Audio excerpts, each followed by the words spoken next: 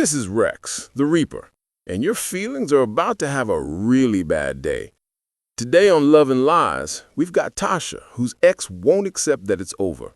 Let's talk about why that's happening and how to fix it. All right, let's hear it. Who am I talking to? Hi, Rex. I'm Tasha. I'm 29 from Houston, and I'm single. Very single, or at least I'm trying to be. Trying to be single? That's a new one. What's stopping you? My ex won't leave me alone. How long have you been broken up? 4 months. And he's still bothering you. Okay, tell me what's going on. So, I dated this guy, Derek, for about a year and a half. The relationship was good at first, but toward the end it got really toxic. We'd fight constantly, break up, and get back together like every other week. It was exhausting.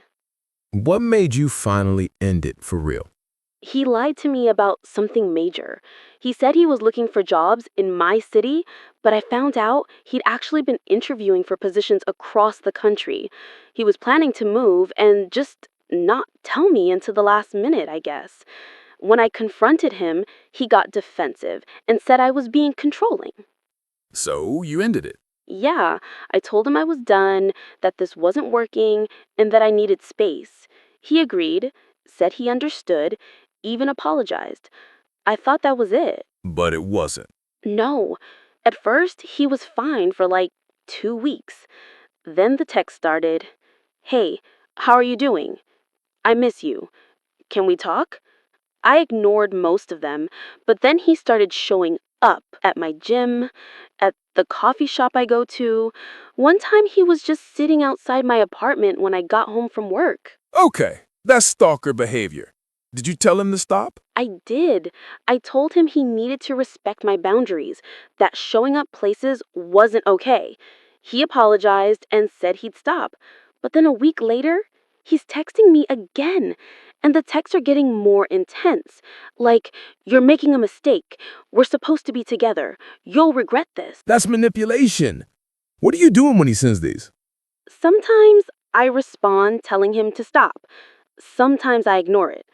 A couple times I've responded nicely, just to de-escalate because I didn't want him to get angry. Okay, I'm gonna stop you right there. You're responding? Not always. Doesn't matter. Any response is a response. That's the problem. All right, Tasha, here's what's happening. Your ex won't leave you alone because you won't let him be alone. And before you argue with me, hear me out. I am letting him. No, you're not. You're responding to his text. You're explaining yourself. You're trying to de-escalate instead of just cutting him off completely.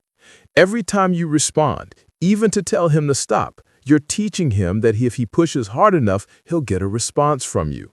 But I'm telling him to stop. Doesn't matter. To him, any attention is good attention. You responding to tell him to stop is still you engaging with him. It's still a conversation. That's what he wants. So, what am I supposed to do? Just ignore him forever? Not forever. Once. You send one final text that says, "Do not contact me again."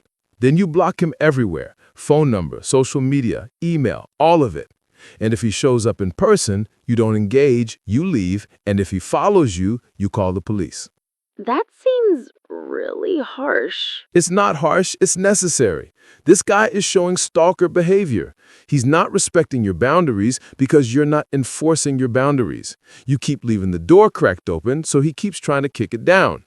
I just don't want to be mean. Tasha, this isn't about being mean. This is about your safety and your sanity. This dude is showing up at your home unannounced. That's not normal F behavior. That's concerning. Let me ask you something. Why haven't you blocked him yet? I guess part of me feels bad. Like, we did have good times, and he's going through a lot right now with his job situation, and Stop. You're doing it again. You're making excuses for him. His job situation is not your problem. His feelings are not your responsibility. You broke up. That means you don't owe him anything. I know, but But nothing.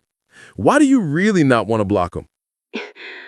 honestly, I think I'm scared that if I completely cut him off, he'll escalate. Like, what if he gets really angry? Okay, Now we're getting somewhere. That's fear, and that's a legitimate concern. Has he ever been violent? No, never physical, but he has a temper. He's punched walls before, thrown things when he's mad. That's still violent behavior, Tasha. It doesn't have to be directed at you to be a red flag. Listen to me carefully. If you're scared of how he'll react to you setting boundaries, that means you need to set those boundaries and have a safety plan. A safety plan? Yeah. Tell your friends and family what's going on. Document every time he contacts you or shows up. Keep screenshots. If he escalates after you block him, you go to the police and you file for a restraining order. This isn't a joke. Here's what you're going to do, and I need you to do this exactly. Step 1.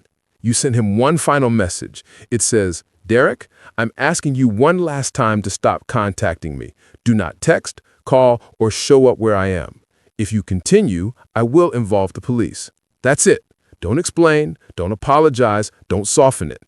Step 2, immediately after sending that, you block him on everything. Phone number, social media, email, all of it. And if he shows up in person after you told him not to, you don't talk to him, you leave if you can.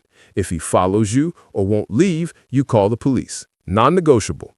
This all seems really extreme for just an ex who won't take the hint. Tasha, normal exes take the hint. Normal exes respect when you ask for space. This guy is showing up at your home unannounced. That's not normal. That's the beginning of something worse. I'm not trying to scare you, but I am trying to get you to take this seriously. You're right. I know you're right. I've just been trying to handle this in a way that doesn't make waves, but that's clearly not working. Making waves is fine if it keeps you safe. Your comfort is not more important than your safety. And his feelings are definitely not more important than your safety. Okay, I'll do it. Tonight, I'll send the message and block him. Good. And Tasha, I want you to call someone after you do it. A friend, your mom, whoever. Don't be alone right after in case you second guess yourself. Have someone there to remind you why you're doing this. I will. Thank you, Rex. I really needed to hear this. That's what I'm here for. Stay safe out there. If you're listening and you've got an ex who won't leave you alone, pay attention to what I just said. You don't owe anybody access to you after a breakup. Not texts, not explanations, not closure. You block, you move on, and if they can't respect that, you document and involve authorities. Don't let anyone make you feel bad for protecting your peace. That's it for the day. This is Rex, the Reaper, where feelings go to die, but your safety comes first. See you next time.